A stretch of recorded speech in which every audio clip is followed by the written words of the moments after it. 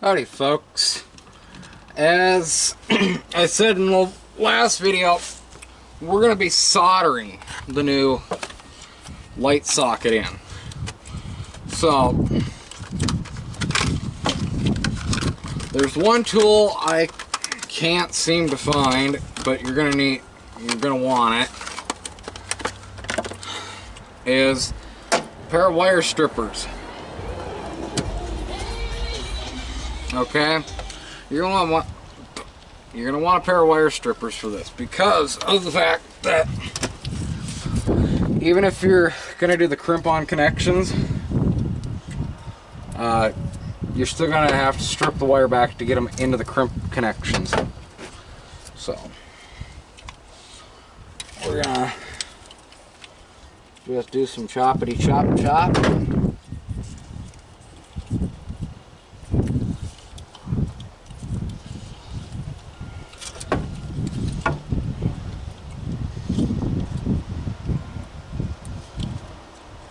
Chop.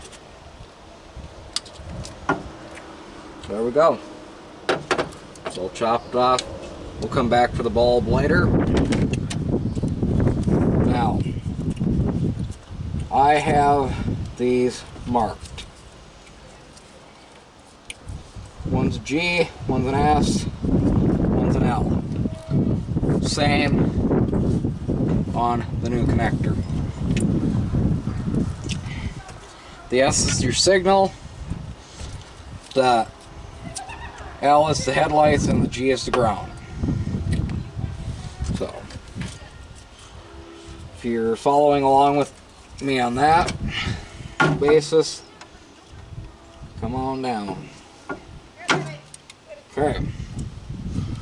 Now, some of you, I know, are gonna have a hard time stripping wire, but don't worry. I've done this for so many years, folks, that I do it.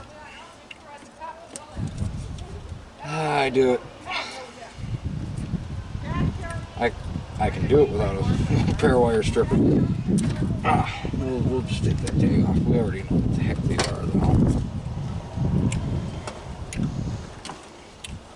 Now,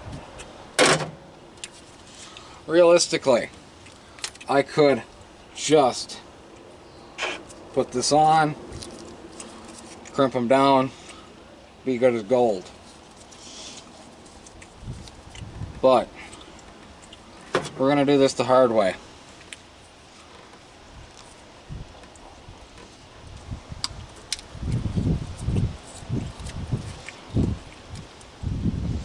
Now, most shops will just use the crimp-on connectors.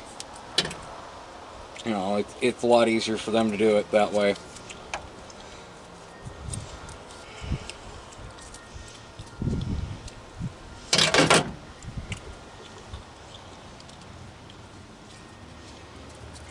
Okay.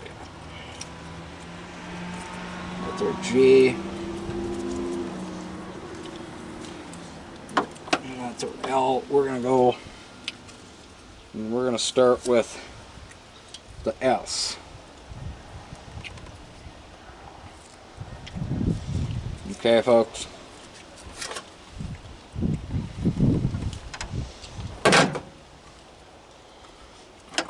I really stripped back way too much wire, and I'll show you that here in a second.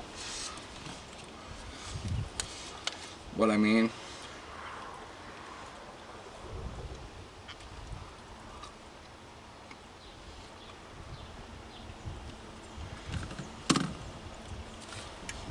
But the way I do it is I fan the wires out.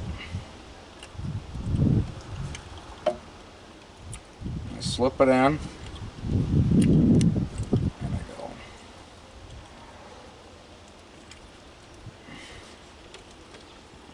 Twist them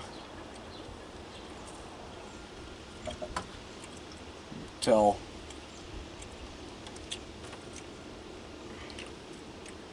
you want to twist them against each other so that You get good conductivity. Now, here is where solder comes in. You want to use rosin core solder when you're doing vehicles. You do not want to use anything else but rosin core solder.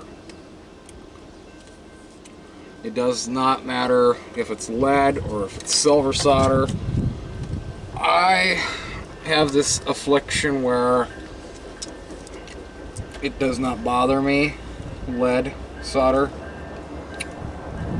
So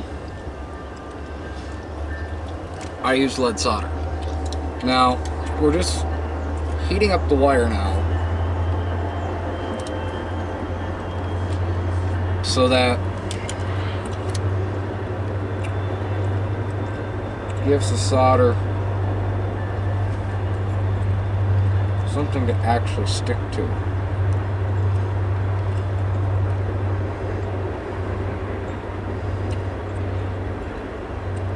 And then just continue to feed the solder in.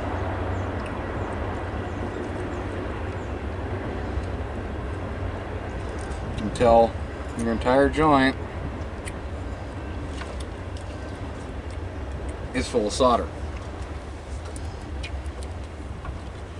Now, I do not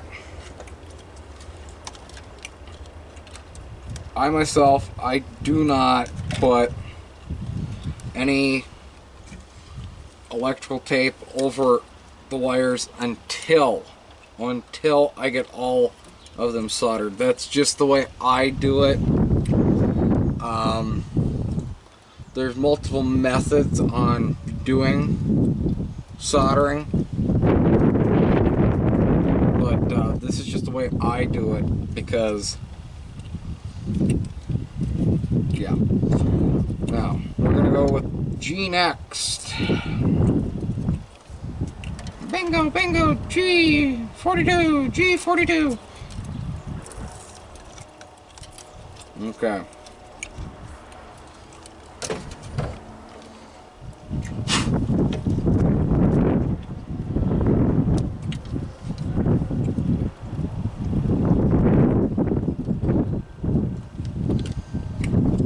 That's about as much as you actually really want.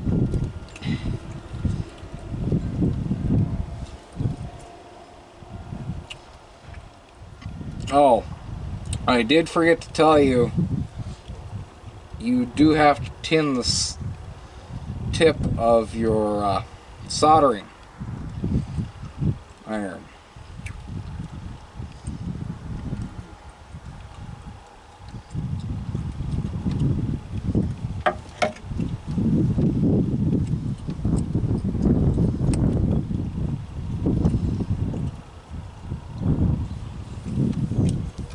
So, and how you just tin it is you get your iron hot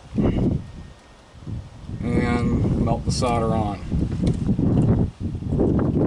Now, we're going to heat up the joint again. So if I can get chain up a little bit better. Maybe if I zoomed out for you folks.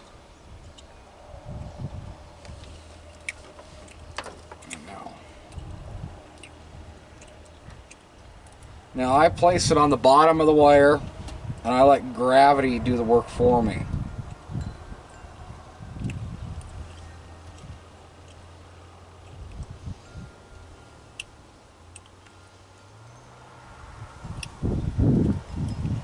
You know.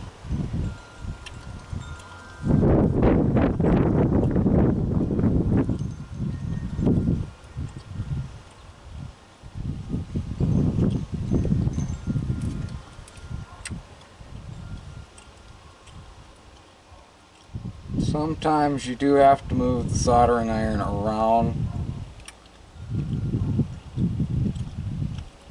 to get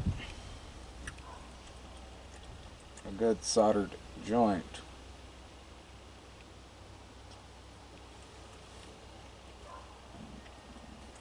Okay.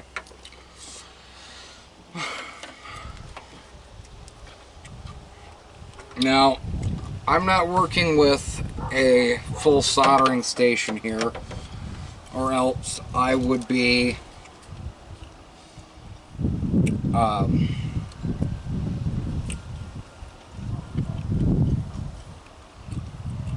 cleaning the tip off every chance I get. L to L now. Now, as you can see, I've got the wires, folks, somewhat spread up, okay?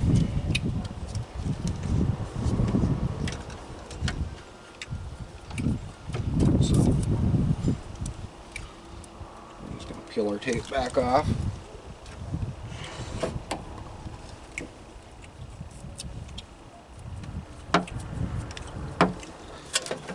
So,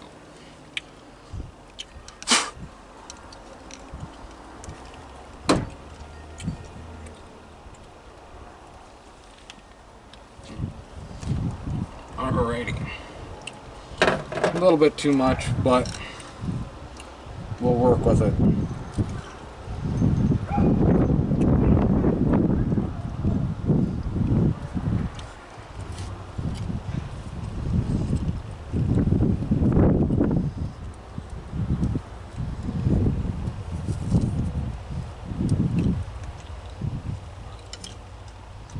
There we go.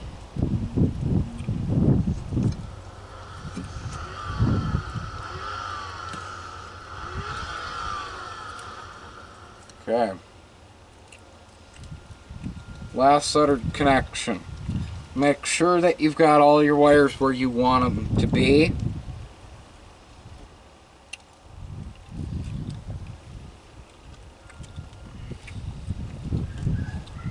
Just kind of tug on it a little bit because you want to make darn sure that you've got it tight. Realistically, folks, the way I do it, I could just wrap the wire in tape and call it good, but I don't do that on everything. So, there again, all we're doing is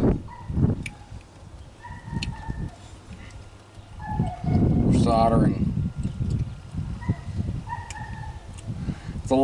It's similar to TIG welding, folks, but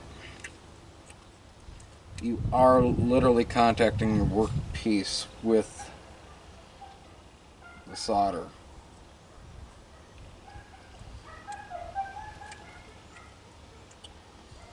And the soldering tool. Okay.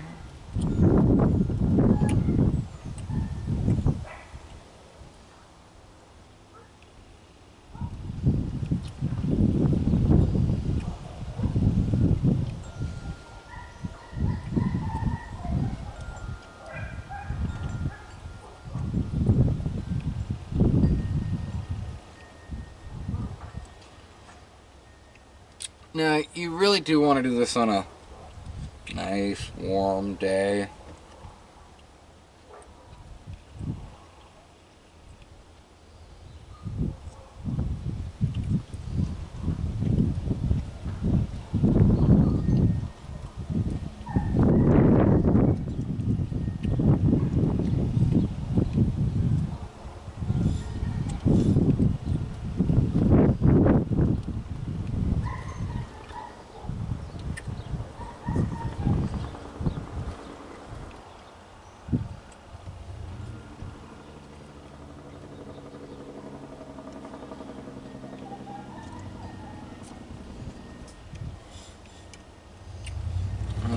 Pretty much as soon as you take the heat away, the solder is going to start cooling.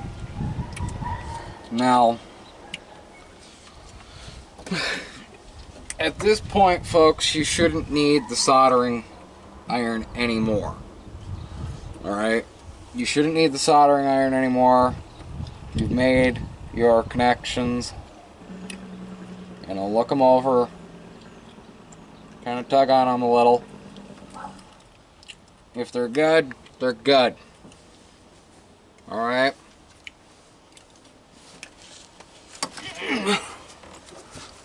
You know, do not beat yourself up. I've been doing this for well over 20 years now. Don't think that it just comes to you overnight. Okay, folks? So, like I said, this is the way I do it, especially for automotive applications. So,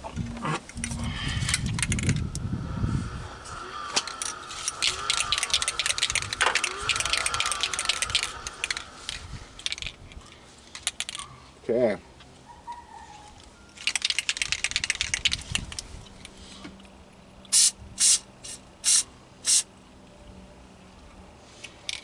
Liquid electrical tape in a can. This is actually the first time I've actually used this stuff, so you're getting to see how it performs for me.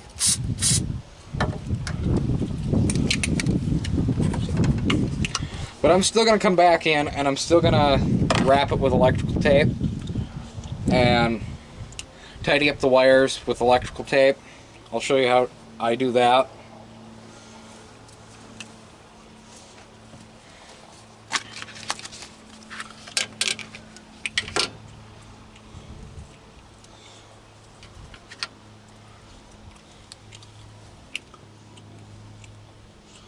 Everybody's texting me today. So, now, if I've got enough room where I can run the entire roll of tape through, this is the way I do it. Make sure to get it nice and tight.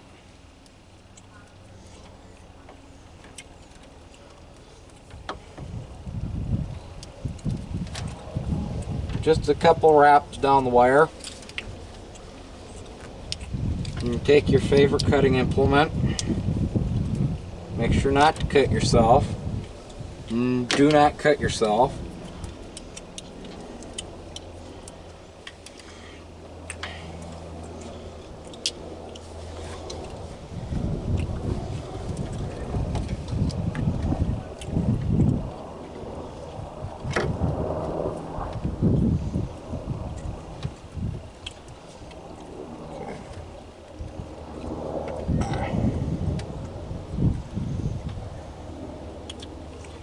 That stuff just does not want to be a real cooperative solution for us. Interestingly.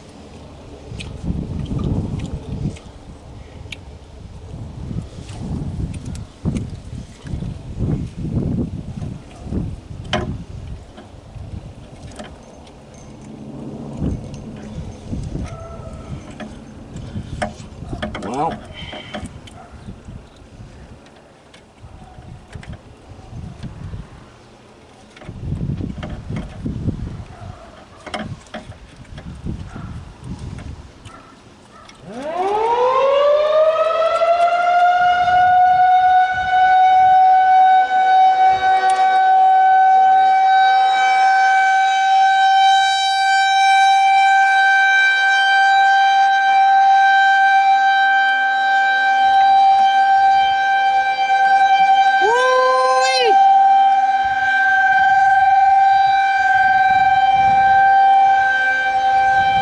yep, it's beginning of the month.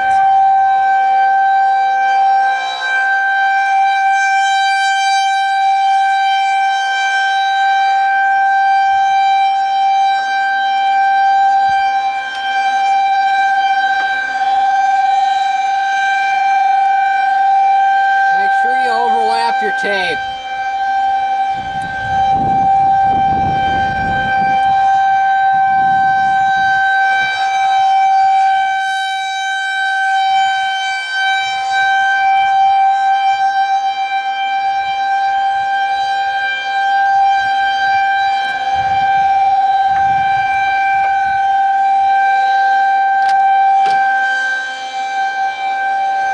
Now,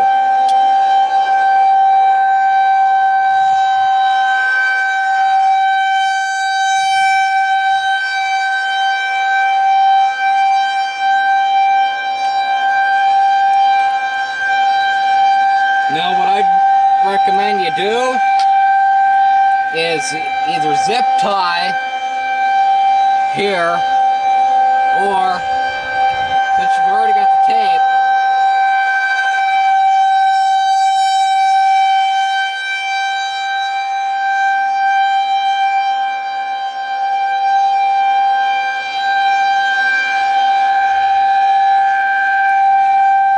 just give it a couple loops.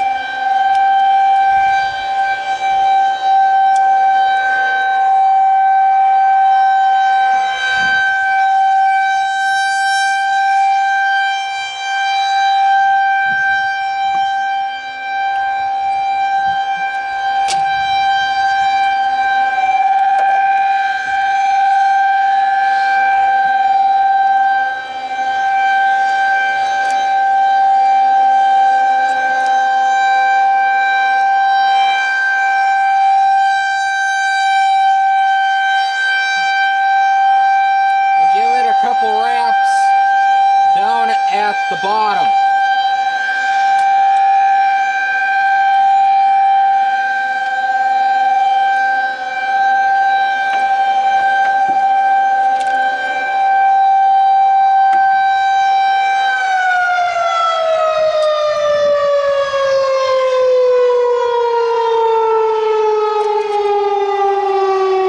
So, your finished product will look something like this. Now you can chop this wire down and shorten it up, but I kind of wanted to leave it long because of the fact that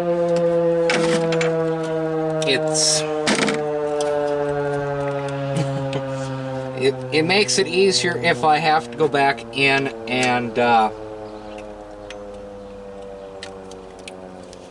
correct any problems later.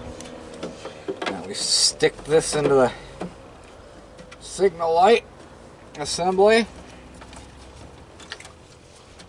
Go put that over there. Now,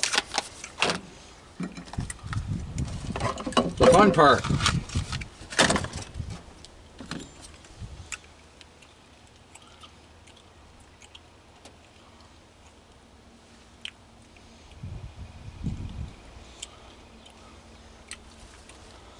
Now, let me see if I can get you folks in good position.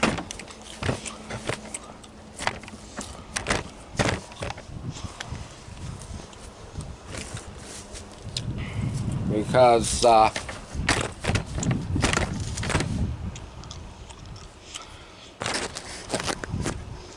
we go. Now, because it was on the side with the battery, I had to pull the battery out to make it easier.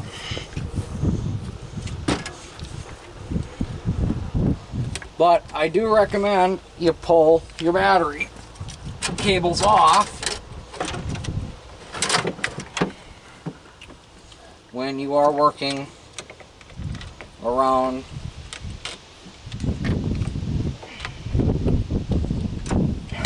the electrical system. Okay.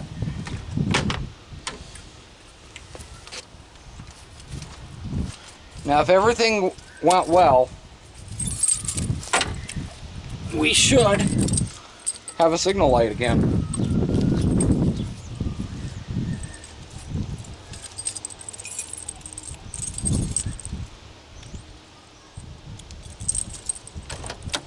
All right.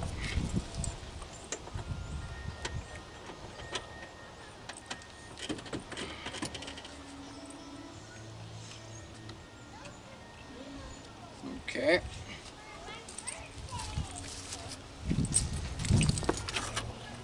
Lights up.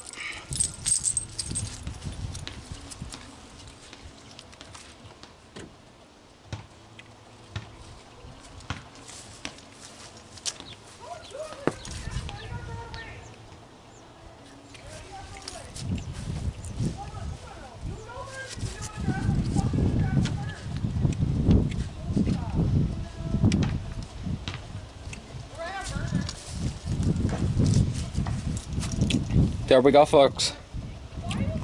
One signal light fixed. Thanks for watching. We'll see you on the next one.